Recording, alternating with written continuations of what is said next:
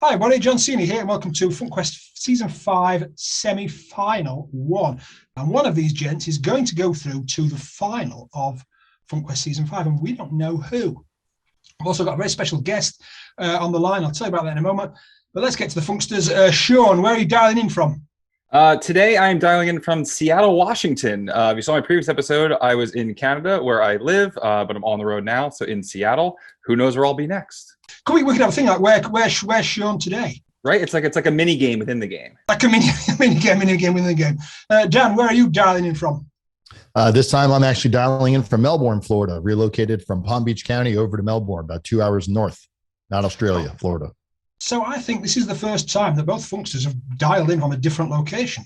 I'm trying to keep you guys on your toes. That's all. We wanted to keep it as neutral as possible. If you're both on Earth, it wouldn't, going to move around. So, Sean, are you playing for US or Canada today?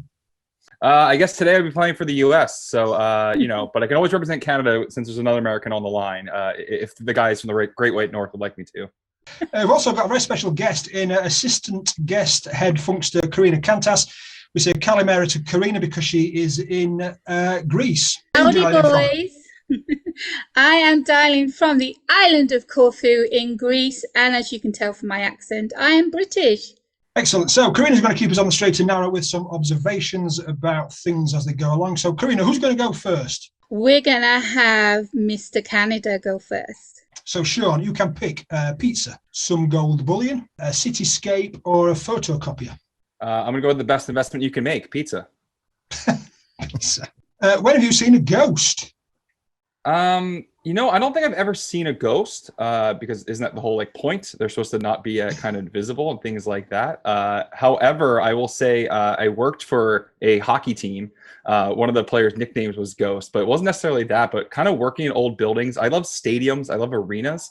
And part of the reason why is by looking at kind of the vast landscape, I feel like you kind of see different memories kind of come to life. So I'm a big proponent or a big believer, of ghosts in that sort of context with old buildings, old architecture. That if you kind of put yourself in there and kind of take in the vibe, maybe put down the Instagram for half a second and just really take it all in, that you really kind of can picture yourself when that building or when that arena is kind of at its heyday. So that's the one time I think I get the closest to maybe believing in ghosts is when I'm in those old buildings with a lot of history. But I don't know if I've ever actually seen that kind of the creepy ghost just yet.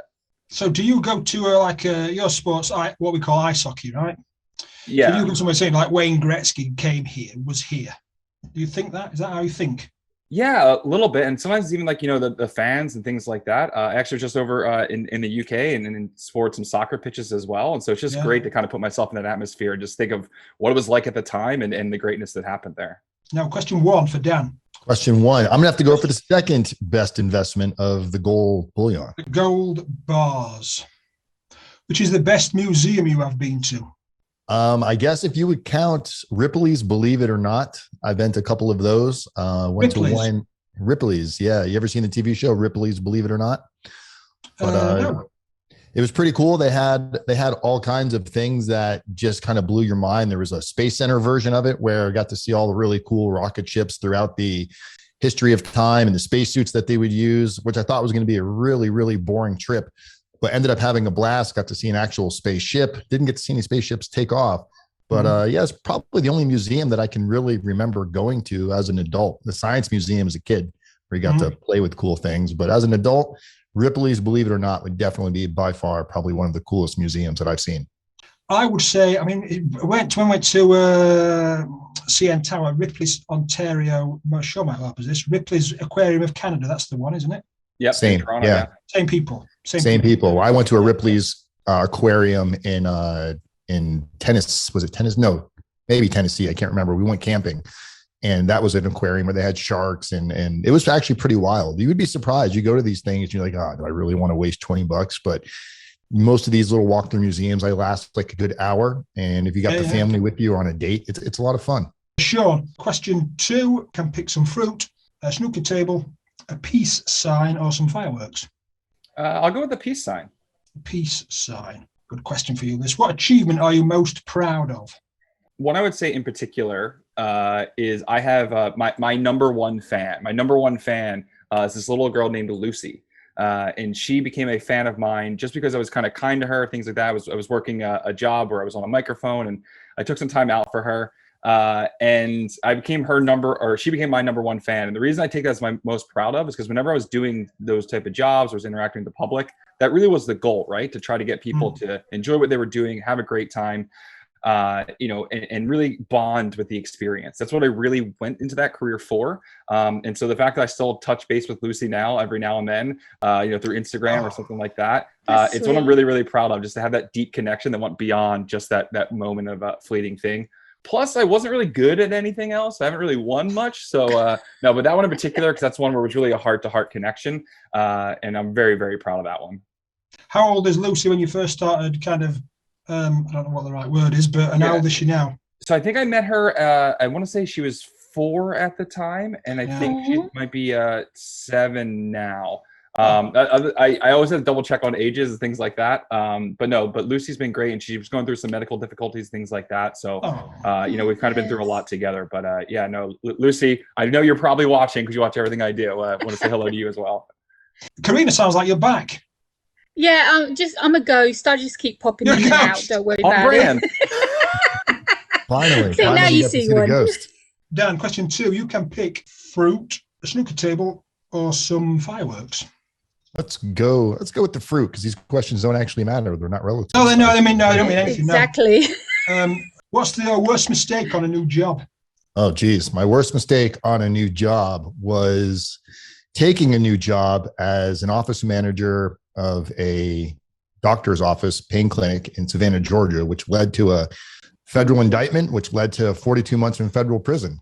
So that would definitely be my worst mistake. And also my best making lemons into lemonade type of a situation. So that was probably my worst mistake, was being naive and taking a job and not looking at the writing on the wall, avoiding all of the red flags, thinking things were, when things are too good to be true, they normally are. So I should have definitely paid attention to that. Yeah, you go with your intuition. If the red flags are waving, then you run. Is the indictment, is that public knowledge? Do you talk about that, or do we not? Oh yeah, it's what my whole YouTube channel and what I do for a career now as a federal prison consultant, working with individuals, and it's very public. Public record. You just look up either my name, Daniel Wise, or my YouTube channel, Ardab Dan. Question 3, Sean, you can pick some tents, a thermometer, some American footballers, or a digger. Let me go with the tents. The tents. What expectations do you have of yourself and others? The expectation I always have for myself, but would love to put out for others, is to try to have the most amount of fun every single day. Because you could be in the worst possible situation, but you still can have some fun in it. And sometimes that fun might be the only fleeting moment of joy that you're going to get that day. And so if someone comes in and is not willing to either allow themselves to have fun, or is not willing to, embrace sort of the fun of the situation, that's when they fall below what my expectations are. Like every single one of us here right now is coming here for just a little bit of fun, and the rest of our days hopefully aren't this, but could end up being could be bad, things like that. But I found that if I set the expectation for myself that the most amount of fun every single day, whether it's a challenging day or whether it's the best day of my life so far, by going in with that sort of mindset, I know I'm going to maximize the potential of that day, and it ends up breeding more situations for success and kind of happiness. So realistically, as long as I tell people that work with me, colleagues or friends, family, things like that, as long as we're just trying to have the most fun every day, we're going to be pretty good in the long run. Karina, you've written about 20,000 books. How do you have fun with all that writing? Oh, I get to be lots of characters. Yeah, I can be anyone and everyone. It's fun to your enemies in your book and kill them off very nastily. Nice. That was the polite way. That was the polite version, evidently. That was the polite version. Yeah, I do not want to be on Karina's bad side. Dan, question. Are we on? No, we're on Dan. Question 3, I think. Yes. Thermometer, American footballers, or digger? I'm going to go with the thermometer. This sounds fun. Thermometer. What's the best T-shirt you own? The best T-shirt I own, it says "Number One Dad." And when my daughters were itty bitty, I think they were like 4 and 6, they were at their babysitter's house, and the babysitter made them a little shirt with their names, their age, and they have their handprints on there. So they gave it to me, and I was wearing it maybe a year later. And my daughter called me. She saw it online. She says, "Dad, you're not allowed to wear that." because you're going to ruin it because your armpits are always yellow. So you can't wear a white t-shirt. So I have to just keep it hung up in the closet. And I guess I'll get to, maybe I'll get to show it online one day or show it to my grandkids. Well, so guess what? they're Next time you're on FunkQuest, we want to see that t-shirt. done deal. Done deal. Excellent. Question 4, Sean. Jellyfish, some stamps, xylophone, or a parachute jumper? I'm going to go with the jellyfish. Jellyfish. What sound do you like the least? Oh, man. You know, it's funny because I have a little bit of tinnitus. So the slight like ringing in my ears.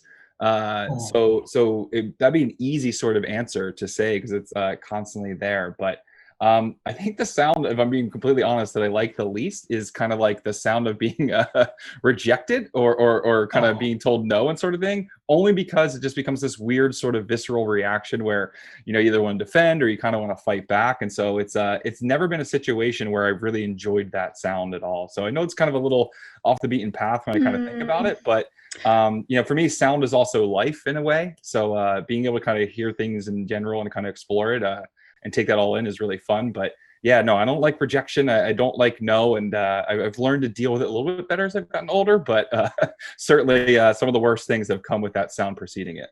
Shawny, you're a philosopher. Or, you know, I've had a couple things to drink every now and then, and I think I know what I'm talking about. But, you know, I don't know. It's like I said, it goes back to having the most fun every day. Just taking a unique look at things is fun for me. Excellent. Good answer. Dan, question 4. Some stamps, a xylophone, or a parachutist? Oh, we're definitely going to go with the stamps. Stamps. Easy question. When was the last time you took a taxi? You know, the last and first time I ever took a taxi, man, we can relate all these stories to prison somehow, I think.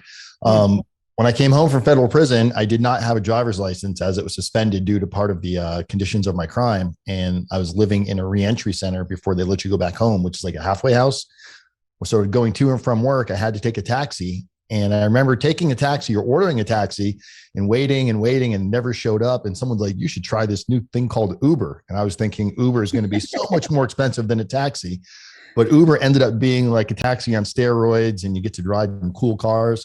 So the last time I took a taxi or tried to take a taxi was 2015, January 23rd-ish. That's how pinpoint I can get on that one. So that's pretty specific. No taxis for me, please. I thought they're called cabs. They're called cabs, aren't they, in the US?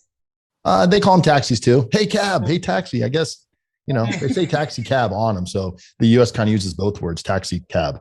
That's we're special over here. Do you have those kind of tourist taxis, Karina, that zoom around and kind of knock people off bikes and stuff like that? Oh my God, the taxi drivers out here are the worst drivers in the world. They think they own the road. You hold on tight and you pray for your life. You get in a Greek taxi. And do you have those little scooters where people zoom around with no crash helmets on? Do you have them? Well, we used to, but not anymore. The law is coming down hard on them. A €300 fine if they get caught.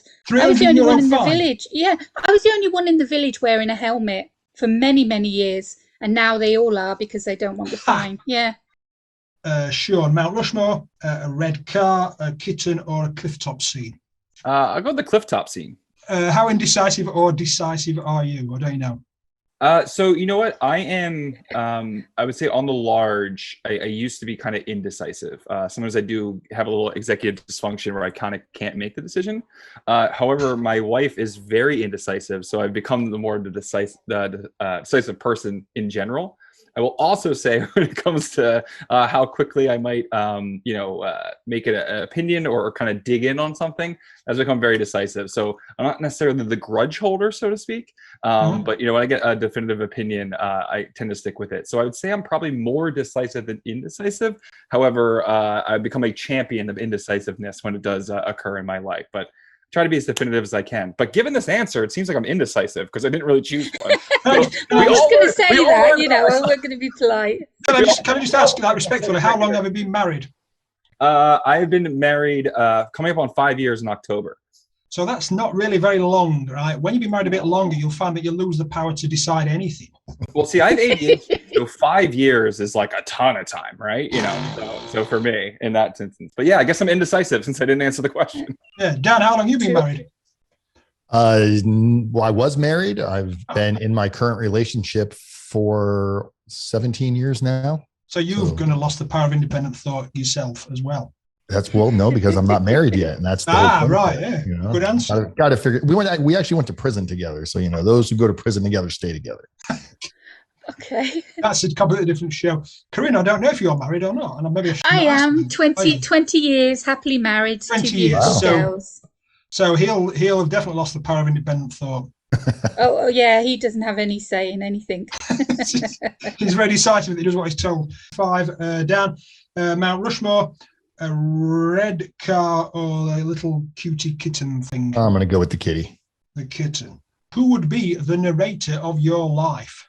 Christopher Walken, without a doubt, would be the narrator of my life. Who's Christopher Walken? Oh my God, Christopher Walken. Jonathan, shame on you. We're going way back here. He was in oh my God, what was the war movie? And a demon in a movie. He was that was sugar. What was that horror film called? There was 3 parts. It was amazing. But he was fantastic. He was amazing in that. He's got just the best accent, the best dialogue when he talks. The way he's kind of like a Morgan Freeman. The way he can kind of move his voice around. And he's in a new show right now that this first season just ended, and for some reason it's but Christopher Walken has an amazing voice, and if anybody could narrate my life, actually I had him as my voicemail. You can pay somebody on like Fiverr to do voiceovers. When you call the company, it's Christopher Walken's voice walking you through the company. Karina, who would narrate your life? I'll do it myself because I am a narrator. And it's my story. I'm the person that should be telling it. Sean, who'd narrate your life? As soon as I'm talking about this. I think like Leah Schreiber is one who's got a really good, inspirational, impactful voice. So that's probably who I would choose. The guy from he was in like the original. He was Ray Donovan. Yes. Okay. Yeah. That's who I would want to be if I could be anybody in life. I would want to, he's kind of a badass. You're not going to mess with Ray Donovan. You don't want to owe him money. Hopefully him being my narrator means we're on the right side of things. You're on the right team. So. Yeah. I'd go for David Attenborough. Okay, so each Funkstars, I think, had 5 questions. To send one of these Funksters to the next round, follow the link in the description to the episode page on FunkyThinkers.com and comment who you want to win. You can play FunkQuest yourself after you leave your vote. Do not vote on Spreaker or YouTube or iHeartRadio or any other platforms you might be listening on, because these votes will not be counted. Gents, how can we contact you? Dan, how can we contact you and find out more about you? Sure. My YouTube channel, RDAPDan, RDAPDAN, website, federalprisontime.com. If you're anybody you know is going through a really tough time, you need some motivation of what you can do to better prepare for your journey through the federal prison system, I'm probably the guy you want to call. Excellent. Sean, how can we contact you, find out more about you? You know what? Last time I said Instagram. This time I'm going to say Twitter because it's the same handle, at Shawny Hill. You can find me on there. I haven't been posting a lot lately, but there's even more stuff coming up. You can also visit shawnyhill.com. That's my website there. But yeah, just reach out in any way, and I'd love to chat. Thank you. Karina, how can we find out more and contact more about you and contact you? Linktree. That's link and then TR and then .ee and then stroke Karina Gantas, all small letters. Excellent. Ladies and gents, thank you so much for being on the show. We'll see one of you gents in the final, and we'll speak soon. Okay, take care.